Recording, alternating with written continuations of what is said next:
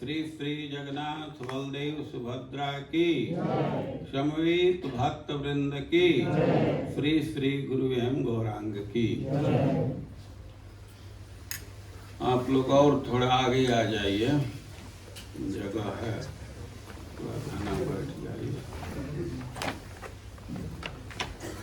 उनको प्रवीण जी को लिख दो एक मैसेज कि लेट होगा मोबाइल। 11 बजे वहाँ पहुँचना था ना। उस समय तो लगा कि एकदम बगल में रास्ते में हो, ऐसा लग रहा था, लेकिन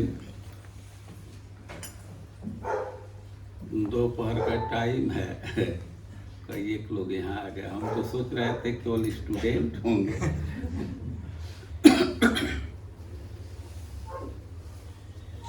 सबसे अच्छा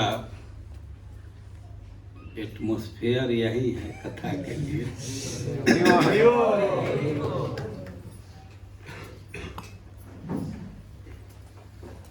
यहाँ मोबाइल में सब लोग भागवत रखे होंगे ना, प्रोजेक्ट कर देंगे। एक श्लोक प्रोजेक्ट कर दीजिए। ये श्रीमद् भागवतम का 3 स्कंध का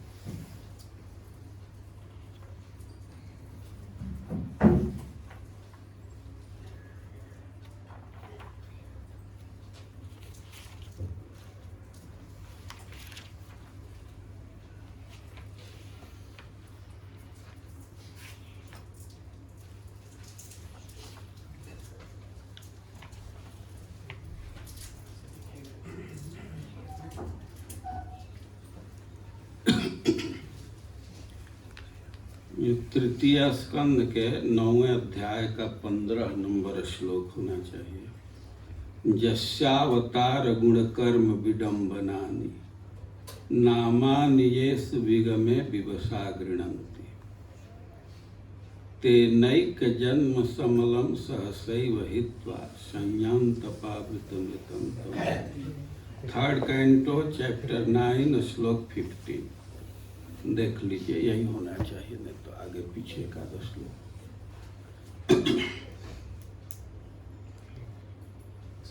जस्यावतार ठीक।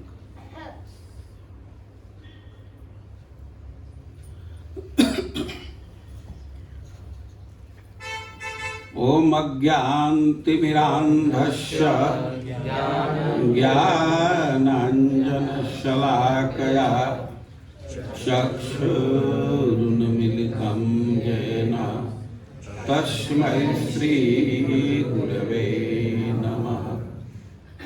हे कृष्ण करुणा सिन्धो दीनबन्धो जगत्पते गोपेश गोपिका कांत राधाकांत नमस्तुते। तप्त कांचन गौरांगी राधे वृंदावनेश्वरी वृषभानुसुते देवी प्रणमामि हरिप्रिय। नमो महावदान्याय कृष्ण प्रेम प्रदायते कृष्णाय कृष्ण चैतन्य नामने गौरसुषे नमः। श्री चैतन्य मनोभीष्टं स्थापितं येन भूतले स्वयं वदामह्यं ददाति स्वपदान्तिकम्। वाञ्छाकल्पतरुभ्यश्च कृपा सिन्धुभ्यैव च पतितानां पावनेभ्यो वैष्णवेभ्यो नमो नमः।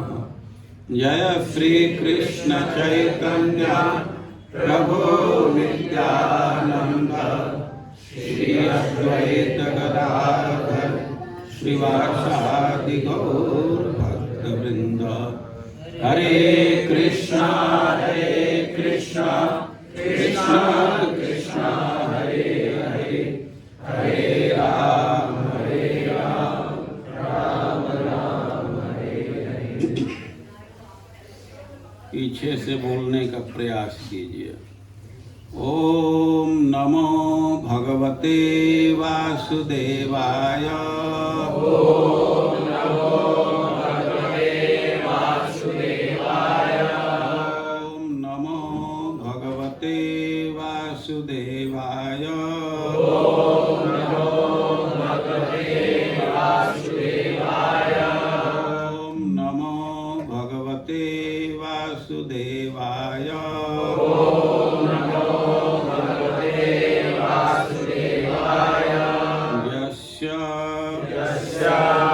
अवतार गुण कर्म विडम्बनानि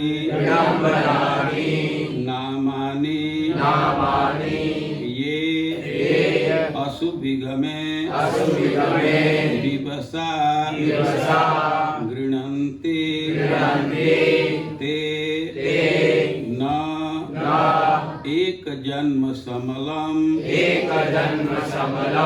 सहसा एव सहसैव हित्वा संयान्ति अपावृतं ऋतं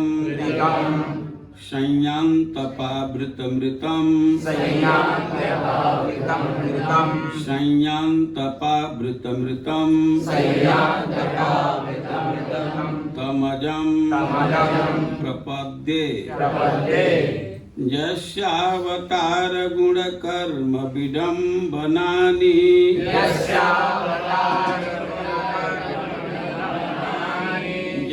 यस्यावतार गुण कर्म विडम्बनानि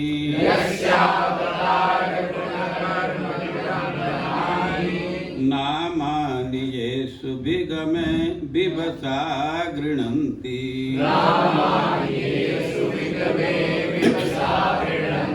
तेनैकजन्म समलं सहसैव हित्वा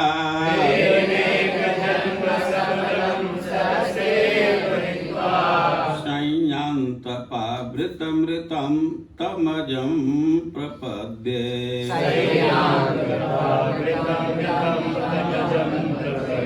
संयान्तपावृतमृतं तमजं प्रपद्ये अपावृतमृतं तमजं यस्यावतार गुण कर्म विडम्बनानि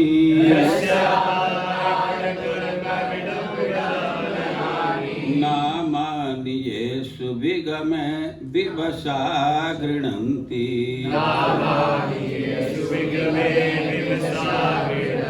तेनैकजन्म समलं सहसैव हित्वा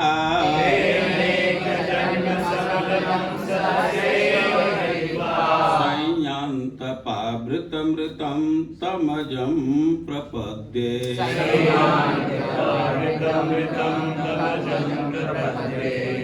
आप लोग और आगे जितना हो सकता है बढ़ जाइए। तुम लोग भी और आगे आओ, इधर आइए। पीछे जगह छोड़ दीजिए, नहीं तो लोग डिस्टर्ब करेंगे। जो पीछे से आएंगे जगह रहेगा तो बैठ जाएंगे। इसको इधर दीवार के नहीं कर दीजिए। सब लोग श्लोक अब साथ में बोलिए, दिख रहा है ना? एक साथ सब लोग बोलेंगे। यस्यावतार गुण कर्म विडम्बनानि नामानि येषु विगमे विवसा गृह्णन्ति तेनैकजन्म समलं सहसैव हित्वा संयान्तपावृतमृतं तमजं प्रपद्ये। फिर से एक बार। यस्यावतार गुण कर्म विडम्बनानि नामानि येषु विगमे विवसा गृह्णन्ति तेनैकजन्म समलं सहसैव हित्वा संयान्तपावृतमृतं तमजं प्रपद्ये। श्लोक ब्रह्मा जी बोल रहे हैं। ब्रह्मा जी इस सृष्टि के प्रथम व्यक्ति हैं। बार बार सृष्टि होती है और प्रलय हो जाता है, और प्रलय काल में सब कुछ नष्ट हो जाता है। और भगवान जल में सोए रहते हैं। भगवान के नाभि से कमल निकला और उसी पर ब्रह्मा जी प्रकट हुए। ब्रह्मा जी कमल के नाभ पर थे, लेकिन प्रलय का समय था। सब जगह जल जल दिख रहा था और बहुत तेज हवा भी चल रही थी। वो कमल का नाल तो था, लेकिन हवा के झकोरे से इधर उधर वो झुक जा रहा था। ब्रह्मा जी भय अनुभव कर रहे थे कि पानी अपने आप कोई खतरनाक चीज नहीं है, लेकिन फिर भी देखा जाता है कि बाढ़ के समय सब जगह पानी भर गया तो लोग भय अनुभव करने लगते। भय का कारण होता है कभी कभी अब सांप बिच्छी हैं तो वे पानी में बह रहे हैं, तो जहां आदमी आश्रय लिया है वह भी आकर के आश्रय लेते हैं। लेकिन ऐसे भी कोई कोई चीज है कि कोई खतरनाक नहीं है। जैसे अंधेरा वो कोई क्षति नहीं पहुंचाता है ना, लेकिन फिर भी आदमी भय महसूस करता है। तो उसी तरह जब सब जगह जल जल ही दिखता है तो आदमी को भय लगने लगता है। और ब्रह्मा जी अब जिधर दृष्टि डाल रहे थे केवल जल दिख रहा है, जल दिख रहा है। उनको समझ में नहीं आ रहा था कि हम कहां से उत्पन्न हो गए, कौन हमारा आधार है। वो अपने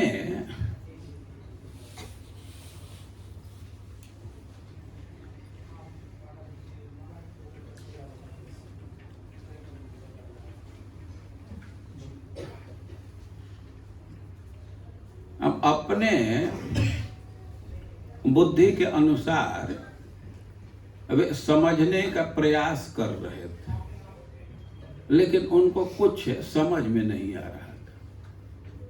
वो कोशिश किए कि कमल का नाल तो नीचे से आ रहा है तो कोई तो आधार होगा, और अपने शक्ति के अनुसार उसमें घुस करके अपने आधार को खोजने का प्रयास किए, लेकिन कहीं कुछ दिख नहीं रहा था, कुछ अब पता नहीं लगा पाए। वे बड़े निराश थे। अब ब्रह्मा जी तो सामने देख रहे थे, कोई दिख नहीं रहा था।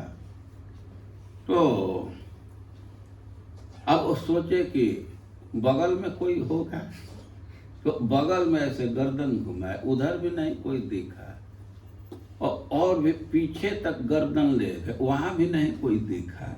अब दूसरे साइड में गर्दन कोई नहीं दिखा। तो वो देखने का प्रयास किए तो उसी क्रम में उनको चार मुख हो गया। जिधर देखना चाहते थे तो भगवान के शक्ति से उधर ही मुख हो गए, लेकिन कुछ पता नहीं लगा पाए। वे चिंतित थे, चाह रहे थे कि सृष्टि करें, लेकिन कुछ उनको स्मृति नहीं थी कि पहले कैसे सृष्टि किया था। वे खिन्न थे, और उसी समय वे आवाज सुने। आवाज का परिचय दिया गया है कि स्पर्शे सुयत षोडश मिक विंशो। आप कख गघ पढ़े होंगे, उसका वर्गीकरण किया गया है। ये जो शुरू के 25 वर्ण हैं उसको स्पर्श वर्ण कहते हैं। क ख ग घ ग, 5 का 5 ग्रुप होता है ना, तो इसको स्पर्श वर्ण कहते हैं। तो स्पर्शे सुयत षोडश मेक विंश। स्पर्श वर्ण में जो 16वां नंबर पर, कौन 16 नंबर पर आएगा? तो और एक विंश जो 21वां है वो कौन है? प। तो द्विर्गदित त प इतना वे सुने। और अब कहां से आवाज आ रही है तो यह तो नहीं पता लगा पाए, लेकिन उस आवाज में श्रद्धा थी। देखिए, साधु पुरुष का, सज्जन व्यक्ति का यही लक्षण है कि शब्द में विश्वास करता है।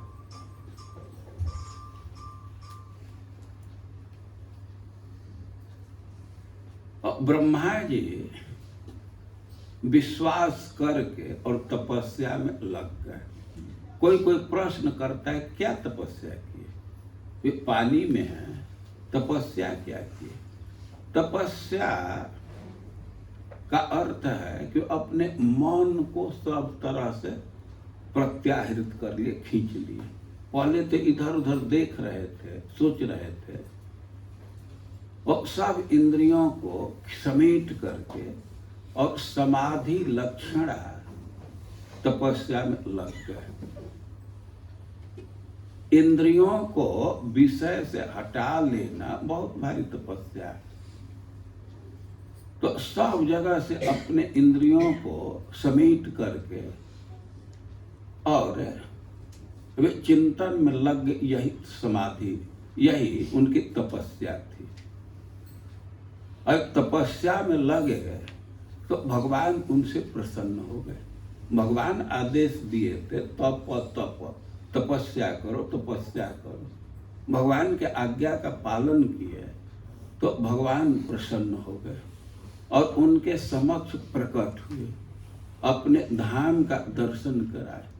ब्रह्मा जी भगवान का दर्शन करके बहुत प्रसन्न हुए और भगवान की स्तुति करने लगे। स्तुति में कई एक बात बोले हैं, उसमें एक बात कह रहे हैं कि जस्यावतार गुण कर्म विडम्बनानि नामानि येषु विगमे विवशा गृह्णन्ति।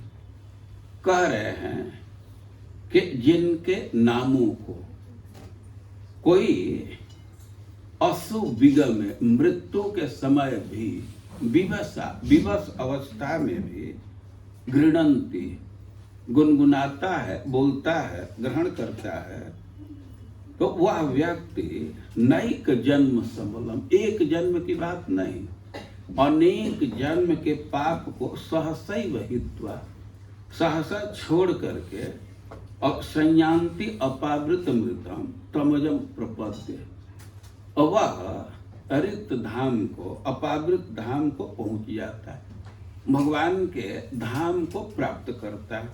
और उस अजन्मा भगवान को मैं प्रणाम करता हूँ, उनकी शरणागति स्वीकार कर रहा हूँ। और भगवान के नाम के विषय में कह रहे हैं कि अशुभ विगम में, प्राण त्याग के समय जो व्यक्ति भगवान के नाम को बोलता है और प्राण त्याग के समय व्यक्ति विवश होता है, लाचार होता है, अपवित्र होता है। मृत्यु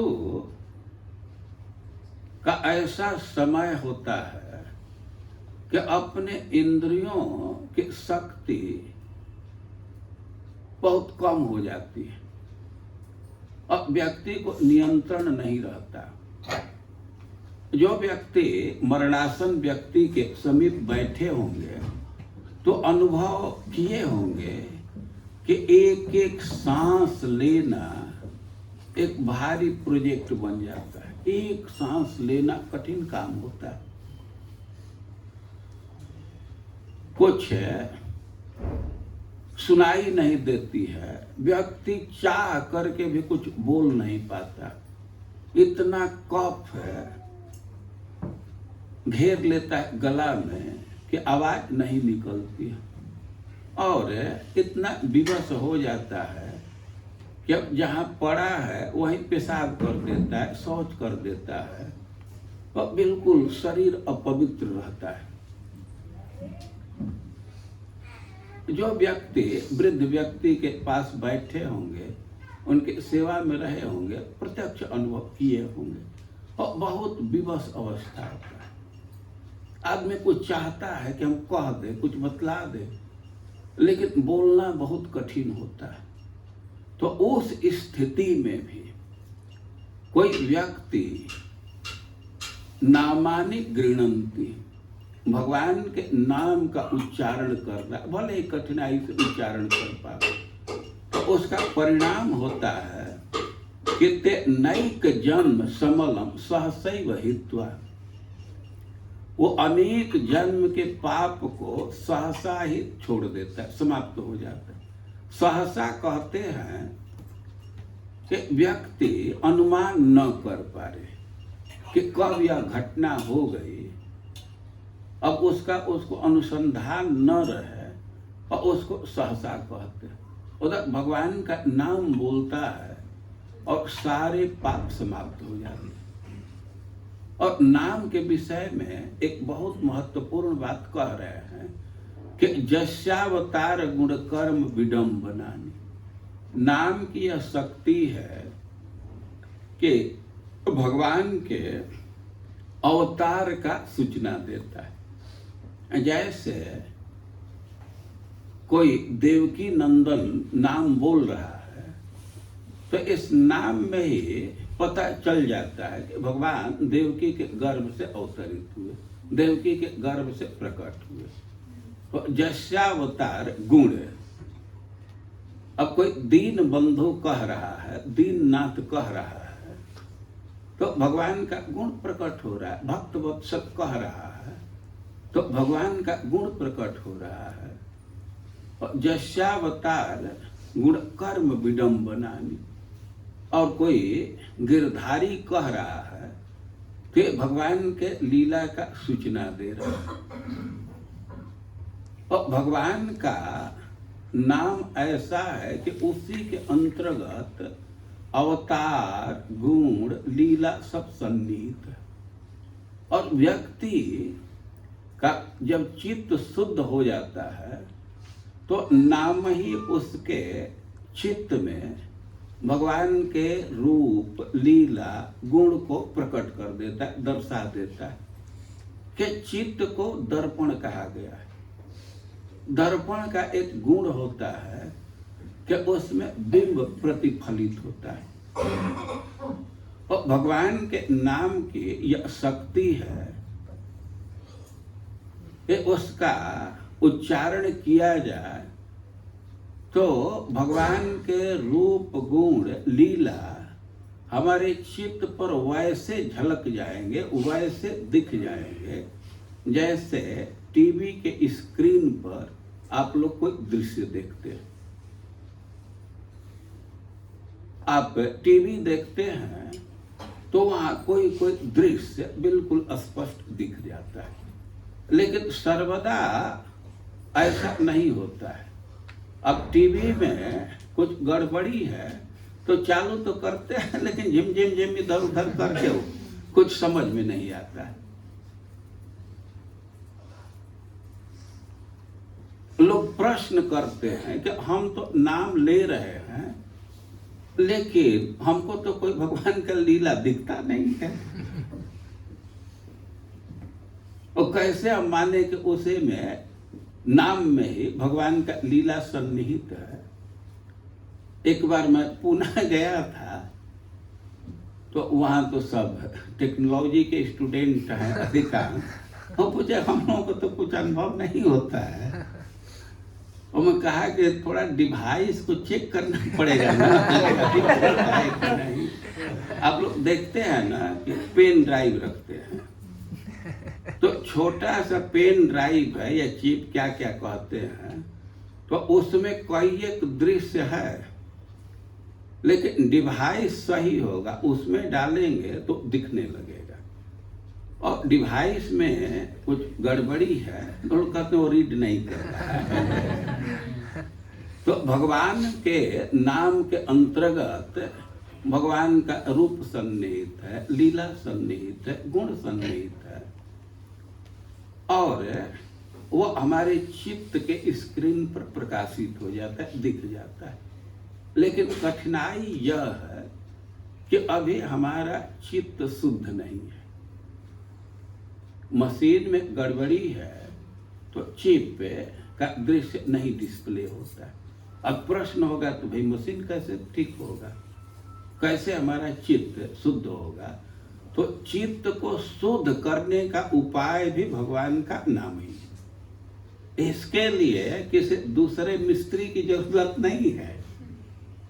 वो नाम का उच्चारण करते करते नाम ही चित्त को शुद्ध कर देगा, और एक स्थिति ऐसी आ जाएगी कि भगवान के नाम, रूप, लीला स्वतः प्रकाशित हो जाएगा।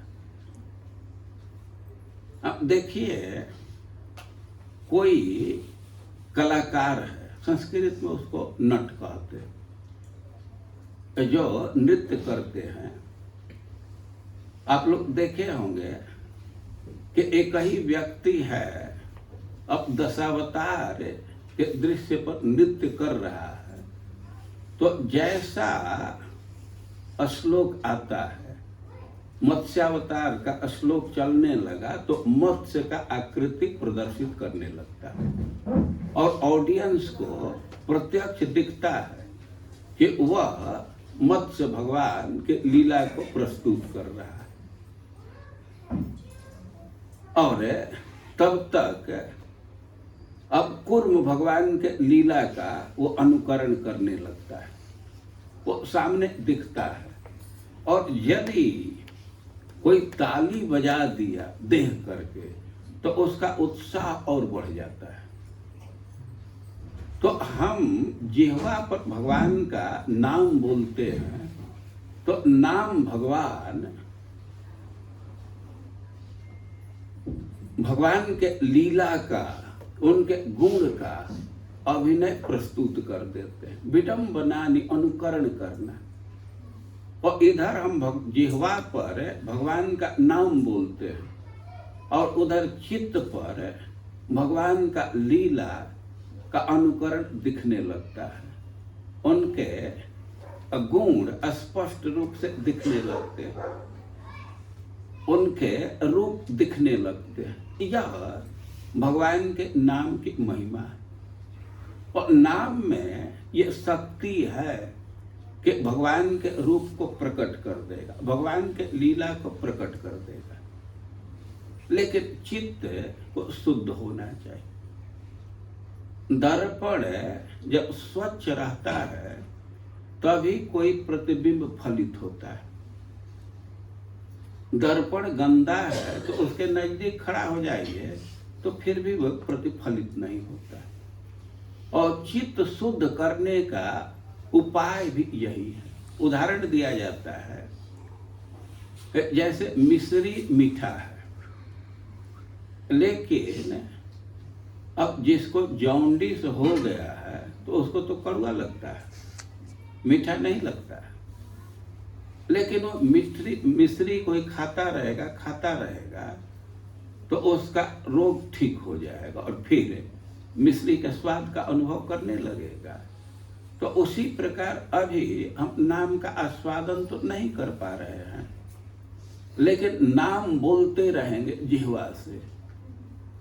और एक दिन ऐसा होगा कि भगवान का रूप गुण सब हमारे चित्त पर स्फुरित होने लगेगा। हम लोग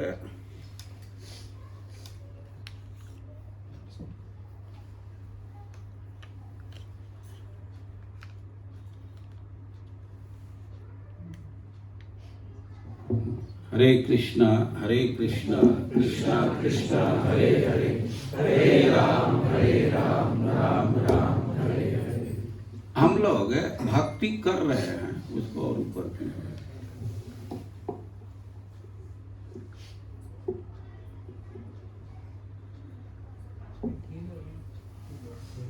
इसको और उधर करके करेंगे तो अभी टिकेगा।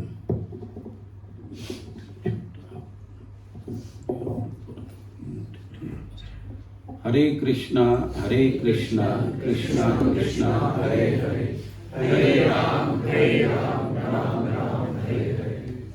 हम लोग साधना कर रहे हैं और साधना के कई एक अंग है, लेकिन जो नाम जप है, भगवान के नाम का उच्चारण है, यह बहुत महत्वपूर्ण है। इस अर्थ में कि यह बहुत सरल है और बहुत प्रबल है। इसके अभ्यास में कोई बहुत संसाधन जुटाने की आवश्यकता नहीं है। और इसी से सनातन गोस्वामी नाम की वंदना करते हुए कह रहे हैं कि जयति जयति नामानंद रूप मुरारे। है कि भगवान के मुरारी के अनेक रूप हैं, लेकिन हम नामात्मक स्वरूप का जय जयकार कर रहे हैं।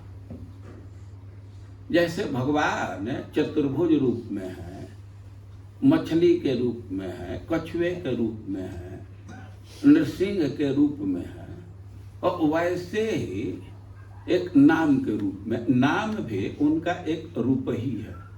वो कह रहे हैं कि जयति जयति नामानंद रूपम मुरारे। ये भगवान का जो नाम रूप है, तो इसकी विशेषता है कि नामानंद, ये आनंद स्वरूप है, दूसरे को आनंद देने वाला है। वो कह रहे हैं कि हम तो इसी का जय जयकार कर रहे हैं। भाई क्यों क्यों इसका चयन किए? तो कह रहे हैं कि विरमित निज धर्म ध्यान पूजा दियत्न, कि नाम में यह सुविधा है कि इसमें बहुत प्रयास नहीं करना पड़ता है। साधना और भी है परमार्थ पथ के, जैसे वर्णाश्रम धर्म का पालन है, लेकिन वर्णाश्रम धर्म के पालन के लिए तो बहुत यत्न करना पड़ता है। कोई गृहस्थी में है तो उसका यह जिम्मेवारी है कि और आश्रम के लोगों को भोजन प्रदान करे। उसके घर से कोई भी अतिथि बिना सत्कार प्राप्त किए नहीं जाना चाहिए। संभव तो भोजन कराना होता है, नहीं तो कम से कम पानी और आसन, सुंदर वचन तो देना ही होता है। और इसके साथ अनेक ऋण है, वो कोई एक यज्ञ करना पड़ता है। ऋषियों के लिए पाठ करना होता है, देवताओं के लिए होम करना होता है, पितरों के लिए तर्पण करना होता है, और समाज का ऋण है तो उसके लिए कुछ परोपकार का कार्य करना पड़ता है। तो बहुत बहुत दायित्व का निर्वाह करना पड़ता है। लेकिन भगवान के नाम बोलने में ये सब दायित्व नहीं है, बल्कि उन दायित्वों से मुक्ति मिल जाती है। जो भगवान का नाम बोल रहा है तो सबसे बड़ा यज्ञ कर रहा है। अब वे दूसरा यज्ञ करे न करे उसे बहुत अंतर नहीं है। वो करें कि विरमित निज धर्म, या धर्म पालन करने में जो यत्न है तो उससे छुट्टी मिल जाती है। विरमित निज धर्म ध्यान, अब भगवान का ध्यान करे तो बहुत ही उत्तम भक्ति है, लेकिन ध्यान करने में मन को एकाग्र करना पड़ता है। और मन एकाग्र करना इतना आसान नहीं है, कठिन कार्य है। जप के समय भी मन एकाग्र नहीं हो पाता। वो कह रहे हैं कि ध्यान में मन को एकाग्र करने में यत्न है, तो भगवान का जप करने में इससे छुट्टी मिल गई। विरमित निज धर्म ध्यान पूजा, भगवान की आरती करते हैं, पूजा करते हैं, तो इसमें भी यत्न है। पूजा के लिए शुद्ध सामग्री की जरूरत पड़ती है। शुद्ध सामग्री से पूजा करेंगे तभी भगवान उसको ग्रहण करते हैं, अशुद्ध सामग्री को नहीं ग्रहण करते। अब शुद्ध सामग्री जुटाने के लिए तो यत्न करना पड़ेगा। अब ध्यान न दें और आरती करना है घी से, और बाजार वाले चर्बी ही दे देंगे। अब क्या पूजा करेंगे? पूजा करना है तो उसके लिए शुद्ध सामग्री जुटाना होगा। और कह रहे हैं कि विरमित निज धर्म ध्यान पूजा यत्न आदि। आदि में कथा श्रवण, कथा श्रवण बहुत महत्वपूर्ण अंग है, बहुत सशक्त अंग है। लेकिन कथा सुनने के लिए भाषा का ज्ञान चाहिए, वक्ता सुलभ होना चाहिए, वक्ता का चयन करने में भी सावधानी रखना होगा। तो इसमें भी यत्न। और कह रहे हैं कि विरमित निज धर्म ध्यान पूजा भी यत्न। ये भगवान के नाम का मैं चयन किया हूं कि इसमें ये सब यत्न नहीं है। भगवान के नाम बोलने में तो भगवान ही जिह्वा दिए हैं, उसको थोड़ा हिला देना, इतना ही करना है ना। हरे कृष्णा कृष्णा कृष्णा हरे हरे, हरे राम राम राम हरे हरे। इसमें बहुत बहुत प्रयास नहीं है और इसका लाभ बहुत भारी है। एक कथम अपि सकृदातम मुक्ति दो प्राणिनाम यत्, किसी तरह कथम अपि सकृदातम, किसी तरह एक बार भगवान के नाम से संपर्क हो गया तो किसी भी व्यक्ति को मुक्ति प्रदान कर देगा। कथम अपि, कथम अपि का अर्थ है कैसे, कैसे, इसका क्या मतलब? तो शुद्ध अशुद्ध, क्या अपवित्र अवस्था में है, पवित्र अवस्था में है, किसी तरह एक बार नाम का संपर्क हो गया, या उच्चारण शुद्ध कर रहे हैं अशुद्ध कर रहे हैं, किसी तरह एक बार नाम का संपर्क हो गया, कथम अपि, या कथम अपि का एक अर्थ है कि कैसे मतलब जिह्वा से या कान से या दृष्टि से या स्पर्श से, किसी भी इंद्रिय से केवल एक बार संपर्क हो गया। जिह्वा से बोलते हैं हरे कृष्णा कृष्णा कृष्णा हरे हरे, हरे राम राम राम हरे हरे। अब बोलता नहीं है कोई, केवल सुन रहा है, कान से संपर्क हो गया, चाहे जिह्वा से संपर्क हुआ या कान से भी संपर्क हो गया। अरे भाई कोई है कि तो बोल भी नहीं सकता, बोलने की शक्ति नहीं है तो सुनेगा भी नहीं, और कह रहे हैं कि आंख से संपर्क हो जाए, कहीं दीवार पर लिखा है और केवल देख ले महामंत्र को तो उससे भी। अरे कोई अंधा है, वो अंधा है तो कहीं लिखा गया है तो त्वक से स्पर्श कर ले, अंधा व्यक्ति भी स्पर्श से अनुभव कर लेता है, तो केवल स्पर्श कर ले, छू ले, तो कथम अपि, चाहे जिह्वा से संपर्क हो जाए, कान से संपर्क हो जाए, आंख से संपर्क हो जाए या स्पर्श से संपर्क हो जाए, त्वक से संपर्क, कथम सकृदातम, एक बार भी संपर्क हो गया तो मुक्तिदः प्राणी नाम, या किसी भी प्राणी को कोई अधिकार का वो निर्बंध नहीं दे रहे हैं, अधिकार नहीं डाल रहे हैं, कोई भी व्यक्ति मुक्त हो जाएगा। ये नाम की महिमा है, और नाम मुक्त कर देता है कि यही सब महिमा नहीं है, ये तो गौड़ फल है। सनातन गोस्वामी अपने लिए कह रहे हैं कि परम अमृतम, ये परम सुस्वादु, नाम बोलने में बहुत भारी आनंद की अनुभूति होती है। कोई कह सकता है कि अभी हमें तो कुछ आनंद ही नहीं आता है, अभ्यास करेंगे तो एक दिन ऐसा आ जाता है कि नाम छोड़ने की इच्छा ही नहीं करती। तो ये कह रहे हैं कि परम अमृतम एकम, यह परम सुस्वादु है।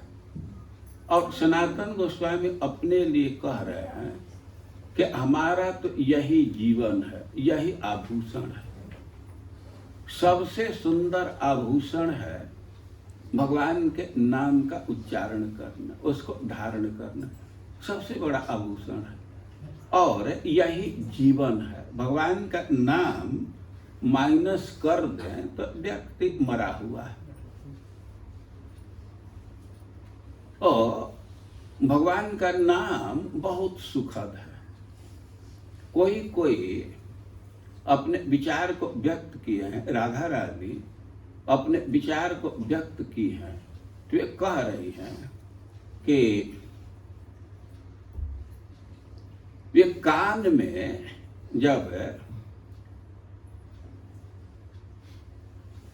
ये पढ़ता है कृष्ण नाम तो कर्ण कडम्बिनी घटयते कोटि, वे कह रहे हैं कि कान में पड़ता है तो करोड़ों कान की स्प्रिया हो जाती है। तुंडे तांडवनी वितनु से तुंडावली लब्ध है। जब जिह्वा पर नाम आता है कृष्ण का तो यही इच्छा होती है कि कोई एक मुख हो जाए, कोई एक जिह्वा की प्राप्ति हो जाए। एक जीभ से तो नाम बोलने में जी ही नहीं भरता है, लालसा होती है कि और कोई एक जिह्वा से इसको बोले। तुंडे तांडवनी घटयते तुंडावली लब्धयते, मुख में नाम आने पर कोई एक मुख की स्पृहा होती है, और जब कान में पड़ता है तो अरबों कान की स्पृहा होती है, और जब नाम पर चिंतन करते हैं चित्त में उतरता है तो सर्वेंद्रियाना निष्कृति, सारी इंद्रियां अपना व्यापार ही बंद कर देती हैं। अब नाम पर चिंतन होने लगा तो कान से कुछ सुनाई नहीं देता, आंख से कुछ दिखाई नहीं देता है, क्योंकि इंद्रियों की बाध्यता है, विषय को स्वतंत्र रूप से नहीं ग्रहण कर पाते, मन का सहयोग चाहिए। तो मन तो भगवान के नाम के चिंतन में लग गया, उसी के सुख के आस्वादन में लग गया, तो दूसरे इंद्रियां अपना काम ही बंद कर देते हैं, मन सहयोग नहीं करता है, अब वहां से हटता ही नहीं है। तो कहें कि नो जाने जनिता कियत विरमृते कृष्णेति वर्णद्वयी, हमको तो समझ में नहीं आ रहा है कि जो कृष्ण ये दो वर्ण है तो कितना कितना अमृत से बना, या कितना कितना अमृत उत्पादन करने वाला, हमको समझ में नहीं आ रहा है। और सनातन गोस्वामी कह रहे हैं कि परम अमृतम, ये परम सुस्वादु है, और जीवन भूषणम च में, यही हमारा सबसे बड़ा आभूषण है, यही हमारा जीवन है। और नाम भगवान का रूप है और आनंद प्रदान करने वाला है, लेकिन हम इसका अभी आस्वादन नहीं कर पा रहे हैं क्योंकि हमारा चित्त अशुद्ध है। लेकिन भगवान का नाम बोलते बोलते हमारा चित्त शुद्ध हो जाएगा तो भगवान का प्रत्यक्ष अनुभव करने लगेंगे। चित्त को शुद्ध करने वाले में सबसे बड़ा साधन है भगवान के नाम का उच्चारण करना। चेतो दर्पण मार्जनम परम विजयते श्री कृष्ण संकीर्तन। और नाम के महिमा को समझना चाहिए और अधिक से अधिक नाम का उच्चारण करना चाहिए। इसमें किसी अधिकारी का भेद नहीं है, पुरुष भी बोल सकते हैं, स्त्री भी बोल सकती है, बालक भी बोल सकते हैं, वृद्ध भी बोल सकते हैं, और इसमें समय का भी बंधन नहीं है। कभी कभी हम लोग किसी माता जी को कहते हैं कि जप कीजिए, कहते हैं कहाँ समय, सुबह भोजन बनाना पड़ता है। ठीक है, सुबह समय नहीं है, दोपहर में जप कीजिए, संध्या कीजिए, समय का बंधन नहीं है, स्थान का कोई बंधन नहीं है। घर में बैठ करके जप सकते हैं, मंदिर में जा करके जप सकते हैं, रास्ते में चलते समय, पैदल चल रहे हैं, ट्रेन में चल रहे हैं, कार में चल रहे हैं, कहीं भी चल रहे हैं, चलते समय भी जप सकते हैं। तो इसमें न अधिकारी का बंधन है, न समय का बंधन है, और न स्थान का बंधन, सबके लिए सुलभ है। थोड़ा सा एक जागृति की आवश्यकता है। कभी कभी व्यक्ति सिद्धांत में स्वीकार कर लेता है कि नाम बोलना सबसे श्रेष्ठ है, लेकिन फिर भी उसको सफलता नहीं मिलती। उसका कारण है कि अपने मन पर विश्वास किया है और 2-4 बार नाम बोला तो मन कह देगा कि बहुत ले लिया, अब कल देखेंगे। और इसी से अपना अकाउंट क्लियर करने के लिए ये अपने पास झोली माला रखना होता है। ये माला पर जब करते हैं तो गणित क्लियर रहता है, कितना नाम दिए। कभी लगे लोग प्रश्न करते हैं माला क्या जरूरत है, नाम तो जीवा से लेना है। भाई ठीक है, जीवा से लेना है, लेकिन गणित अपना रखने के लिए माला की आवश्यकता है। और गणित क्लियर नहीं रखेंगे तो मन धोखा देगा, थोड़ा ले करके कहेगा कि बहुत हो गया। सबको माला झोली रखना चाहिए और नियम ले करके जप करना है। श्रील प्रभुपाद जी स्टैंडर्ड दिए हैं कि 16 माला जप करना चाहिए। इसका भी एक फिलॉसफी है। मेडिकल साइंस वाले कहते हैं कि व्यक्ति लगभग 25,000 बार सांस लेता है, 24 घंटा में 25,000 बार। और प्रभुपाद जी भी गणित दिए हैं कि 25,000 बार सांस लेते हो तो कम से कम 25,000 भगवान का नाम लो। तो 16 माला करने से वो 25 को पार कर जाता है। आप जोड़ सकते हैं, एक बार मंत्र बोलिए, हरे कृष्णा कृष्णा कृष्णा हरे हरे, हरे राम राम राम हरे हरे। और एक बार मंत्र बोलने से 16 बार भगवान का नाम आ गया। एक माला जप किए तो 16 गुणे 108, एक माला में 108 मन का होता है, और 16 माला जप कर दिए तो 16 गुणे 108 गुणे 16, तो यह 27,000 के लगभग हो जाता है। जो और 16 माला का स्टैंडर्ड रख के जो व्यक्ति प्रारंभ में 16 माला नहीं कर सकता है, प्रारंभ करना चाहिए जितना कर सकता है। 16 नहीं कर सकते 12 करो, वो भी नहीं कर सकते हैं तो 10 करो, उसमें भी कठिनाई है 8 करो, तो कम से कम 2 माला तो करना ही चाहिए।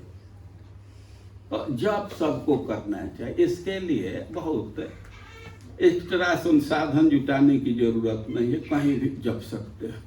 और जप करेंगे तो थोड़े दिन में ही इसके प्रभाव का अनुभव होने लगेगा। मंत्र का बहुत भारी प्रभाव होता है।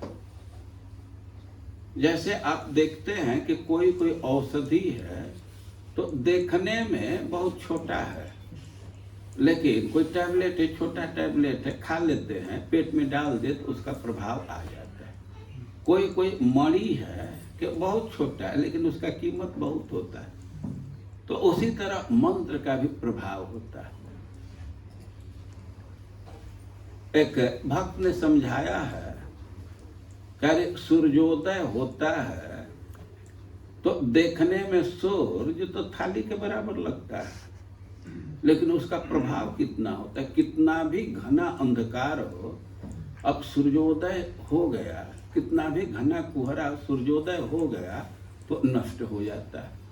और उसी प्रकार हमारे जीवन में कोई भी पाप है, ताप है, दुरित है, लाय बुलाय कुछ भी है, जब महामंत्र का जप करते हैं तो सब दूर हो जाता है। जैसे सूर्योदय होने से कोहरा नष्ट हो जाता है, तो वैसे भगवान के नाम का जप करने से हमारे जीवन का, हमारे परिवार का जो भी अलाय बलाय है, अमंगल है, वो सब दूर हो जाता है। और व्यक्ति को अधिक से अधिक भगवान के नाम का उच्चारण करना चाहिए।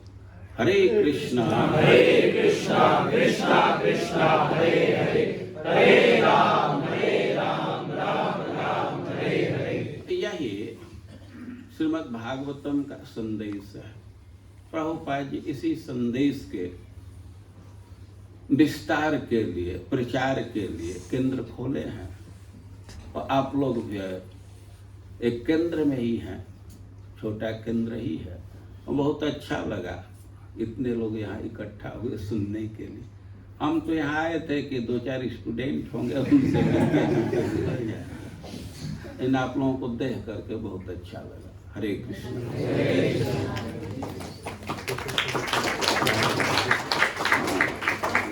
हरे कृष्णा। एक या दो क्वेश्चंस ले सकते हैं जो पूछना चाहते हैं, हाथ खड़ा करके। क्वेश्चन बनाने की जरूरत नहीं है, पहले से होगा तो पूछने की जरूरत है। लाउडली पूछिए किसका सेल। हाँ बोलिए। प्रभु जी मेरा प्रश्न यह है, माइक आ गया। तो प्रभु जी प्रश्न मेरा यह है कि जो और भक्त साथ में रहते हैं हमारे, जैसे अपने प्रभु जी हैं, तो मैं प्राय इन्हें कॉल नहीं करता हूँ कभी, लेकिन जैसे आज ये कार्यक्रम था या वैसे भी प्रभु जी कॉल करते हैं, तो इन्हें प्रेरणा कहाँ से मिलती है कि ये हमें अपने एसोसिएशन में लाएं और हमें जोड़ें। और जैसे मेरी मतलब मन तो करता है कॉल करने का, बट मतलब मैंने जितनी कॉल शायद मैंने कॉल नहीं करी होंगी, उससे ज़्यादा प्रभु जी ने कॉल करी होंगी मुझे।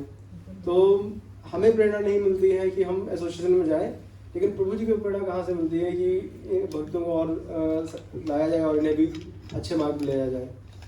ठीक है।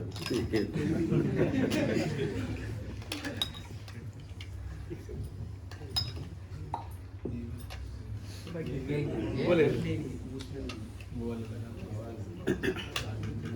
ये गलत जगह पर प्रश्न कर दिए ना, चल रहा है।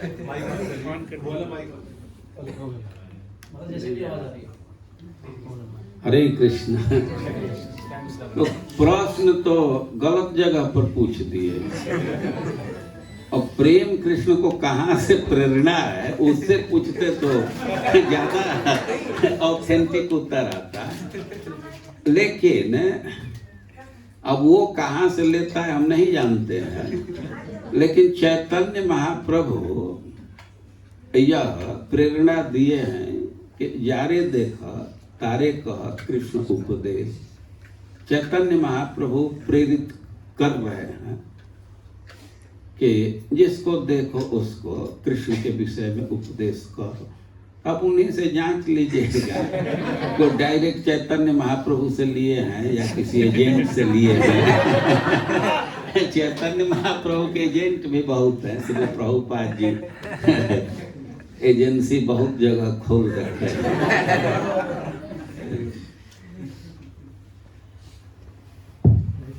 और कोई क्वेश्चन भारत से? प्रभु जी, एक मैं पूछना चाहता हूं क्वेश्चन कि क्या माला जप करने के लिए नहा के ही करना जरूरी है या बिना नहाए भी कर सकते हैं? ठीक है, देखिए भगवान के नाम बोलने में कोई बंधन नहीं है। अपवित्र अवस्था में भी बोल सकते हैं, पवित्र अवस्था में बोल सकते हैं। लेकिन अब जहाँ तक माला जप करने की बात है और माला पर नाम बोल रहे हैं तो पवित्रता की अपेक्षा होती है।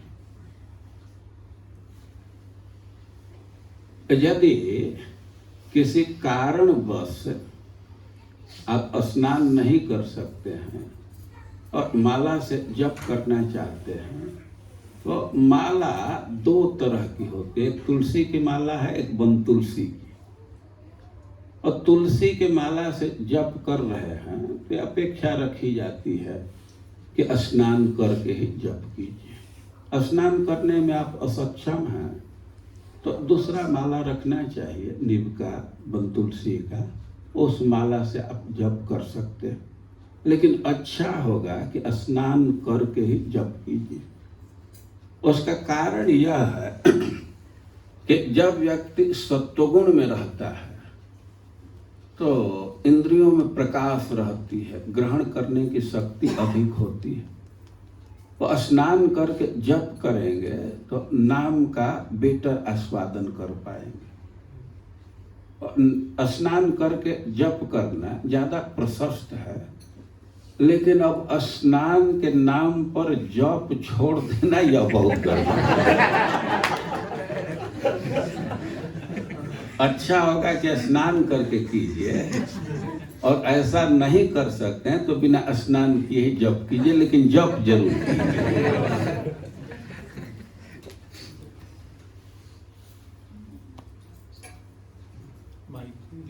हम बोलिए। प्रभु जी, ये बात मुझे ये पूछना है कि जैसे घर में कोई किसी की डेथ हो जाए या बच्चा होता है तो तब हम पूजा नहीं करते, तो वो यानी पूजा करें वो लगती है कि नहीं लगती, उस टाइम पे हमें करना चाहिए कि नहीं करना चाहिए? इनका प्रश्न है कि सूतक लग जाता है परिवार में और उस समय तो पूजा का निषेध किया गया है। जैसे कोई व्यक्ति शौचालय गया और शौचालय से बाहर निकला तो प्रश्न करे कि हम पूजा करें कि न करें। भाई स्नान करने के बाद पूजा करेंगे ना।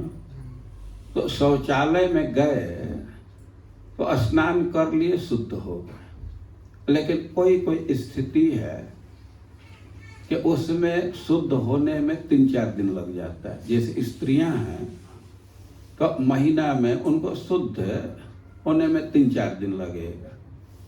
और उसी तरह कोई कोई ऐसी स्थिति है जो 10 दिन तक अशुद्धि रहती है और उस समय पूजा का निषेध है, लेकिन जप का निषेध नहीं है। भगवान का नाम कभी बोल सकते हैं। नाम तो हम ले ही सकते, ये है ना प्रभु जी? हाँ, नाम ले नाम ले सकते हैं। सकते हैं नाम ले सकते। नाम, हमारा शरीर अशुद्ध है, आत्मा तो पवित्र है ना। हाँ, वो आत्मा तो स्वरूप से पवित्र है लेकिन अपवित्रता का आवरण तो आ गया है। लेकिन नाम बोलने में अपवित्रता कोई बाधक नहीं है। नाम बोलते कोई किसी अवस्था में है तो नाम बोलना चाहिए, बल्कि सूतक लगा है तो और काम से फुर्सत मिल जाता है और अधिक नाम बोलना चाहिए, और उसके फल में कोई कमी नहीं आती है। नाम के फल में कोई कमी नहीं है। और मंदिर में जा करके पूजा नहीं कर सकते।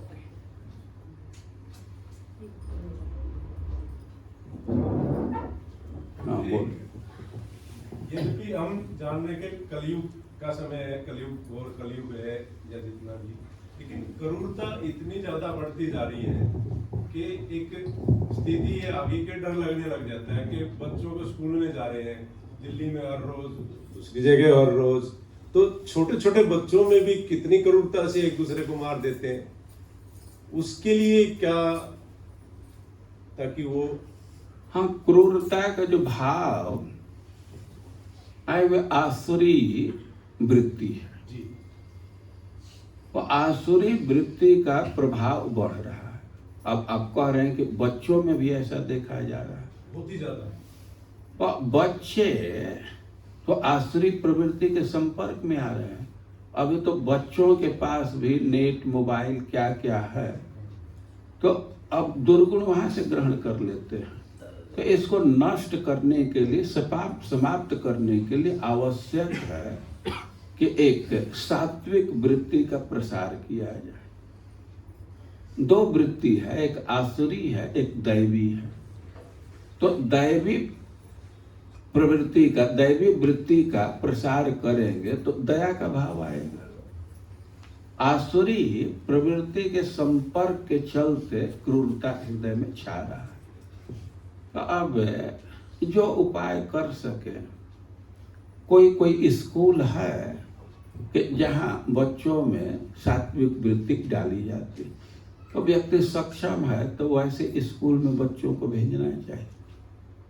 अब सक्षम नहीं है तो अब वही खुद ही सोचेगा कि क्या कर सकते हैं। लेकिन ये समाज में बहुत भारी समस्या है। आसुरी वृत्ति का प्रचार बढ़ रहा है, इसलिए क्रूरता बढ़ रही है। और दैवी वृत्ति के प्रचार की आवश्यकता है। बच्चे उस वातावरण में रहेंगे तो दया इत्यादि ये सब गुण विकसित होगा।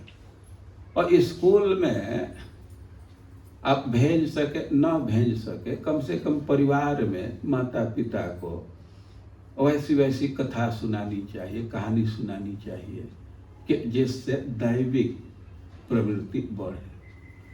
और कुछ महाभारत से या दूसरे ग्रंथ से दया इत्यादि बढ़ाने वाले कथा को सुनाना चाहिए। बच्चों का हृदय बहुत कोमल होता है, जो उस पर डालते हैं उसी का छाप पड़ जाता है। तो समाज का जिम्मेवारी है कि उस पर अच्छा छाप डालें।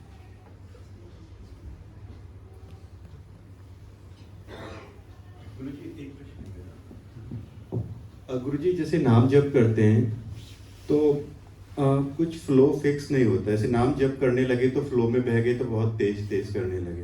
हाँ। जैसे बात करते इतनी माला कर लो, तो बोल के नाम जप करेंगे तो ये यहाँ से भी इस तरह से दुखने लग जाता है। तो क्या एक आइडियल टाइम में क्या राइट फ्लो रहे कि उसमें ही एक अपना रखें? देखिए, ये सब थोड़ा सा टेक्निकल प्रॉब्लम है और इंडिविजुअल प्रॉब्लम है।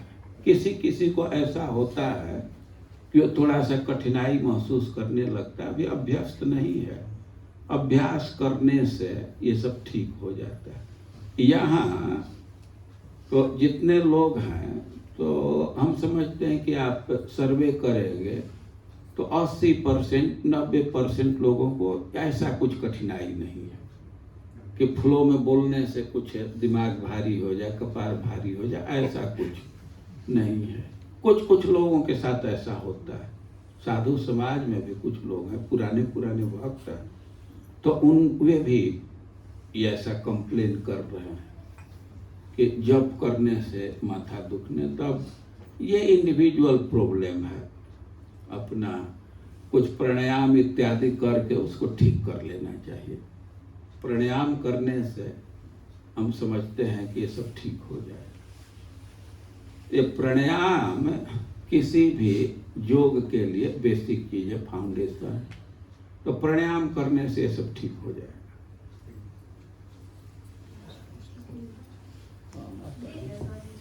अच्छी प्रकार आचरण करते हुए दूसरे के धर्म से गुण रहित भी अपना धर्म श्रेष्ठ है। मुझे ये, मैं पढ़ती हूँ लेकिन इसमें मुझे मतलब ये समझाने का आप बताओ कि मतलब धर्म जैसे अलग है, दो है, कितने हैं? ये माता जी गीता से प्रश्न कर रही हैं। स्वधर्मे निधनम श्रेय पर धर्म भयावह। देखिए, कोई भी धर्म है तो उसके डार्क साइड भी थोड़ा सा है। जैसे आग कोई जला रहा है तो थोड़ा धुआं आ जाता है, लकड़ी जलाने से थोड़ा धुआं भी आ जाता है। तो अब धुआं के चलते तो भोजन बनाना बंद नहीं होगा ना। देखिए, धर्म कई एक प्रकार का है। जैसे अब श्रीमद् भागवतम पढ़ेंगे तो ब्रह्मचारी का धर्म है, गृहस्थ का धर्म है, वानप्रस्थी का धर्म है, सन्यासी का धर्म है, और ऊपर से फिर स्त्री का धर्म है। तो भगवान उपदेश दिए हैं कि अपने धर्म व्यक्ति रहता है तो उसका कल्याण हो जाता है। कोई गृहस्थ है और वो सन्यासी का अनुकरण करने लगे, पत्नी के बच्चे को छोड़ करके और वन में चला जाए, तो वहाँ वो सन्यास लेने से अच्छी साधना नहीं कर पाएगा, क्योंकि उसका मन तो अभी स्त्री बच्चे के चिंता में रहेगा, उसका चिंतन नहीं छोड़ पाएगा। तो उस सन्यास से कोई लाभ नहीं है। अब माया मोह से ऊपर हो गया है, वह वन में जाकर के साधना कर रहा है, तो उसके लिए वही श्रेष्ठ हो जाएगा। अब गृहस्थी में है तो गृहस्थी में रहते हुए अपने धर्म का पालन करना चाहिए। अब सन्यासी का अनुकरण नहीं करना चाहिए। वो गृहस्थी में रहेगा और उसी से उसका कल्याण हो जाएगा। अपने धर्म का पालन करना होगा। संत लोग कथा सुनाते हैं कि एक बार वेदव्यास जी सरस्वती नदी में डुबकी लगाए और डुबकी लगा करके बाहर निकले तो बोले कि कलयुग धन्य है। और शिष्य लोग सवाल कर दिए कि क्यों कह रहे हैं कलयुग धन्य है, ये तो बड़ा खराब युग है। तो कहे कि कलयुग में क्यों भगवान का नाम लेने से मुक्ति हो जाएगा, सब सिद्धि मिल जाएगी। फिर डुबकी लगाए, फिर बाहर निकले तो कहे कि शूद्र धन्य है। फिर शिष्य लोग प्रश्न पूछे कि ऐसा क्यों कह रहे हैं, तो कहे कि शूद्र और कुछ ना करे, केवल सेवा करने से ही वह मुक्त हो जाएगा। फिर वे डुबकी लगाए, फिर वह कहे कि स्त्रियां धन्य है। क्योंकि ऐसा क्यों कह रहे हैं, तो कहे कि स्त्री और कुछ न भी करे, पति की सेवा करे, तो उसी से उसको मुक्ति मिल जाएगी। तो अलग अलग लोगों का धर्म है, अपने धर्म के अनुसार वो आचरण करता है तो उसी को अच्छा माना जाता है। मैं स्वामी जी ये समझती थी कि कृष्णा सर्वश्रेष्ठ है, परमात्मा सबके है, तो जैसे हिंदू मुसलमान शायद मैं नहीं, वहाँ नहीं, धर्म मतलब वर्ण और आश्रम के अनुसार। ठीक है। एक्चुअली वो सब धर्म नहीं है, विधर्म है। धर्म तो जो भगवान उपदेश दिए हैं उसको कहते हैं। धर्म का मतलब वर्ण आश्रम के अनुसार। मेरा संशय मिट गया, काफी दिन से जगत गुरु श्रील प्रभुपाद की हरे कृष्णा।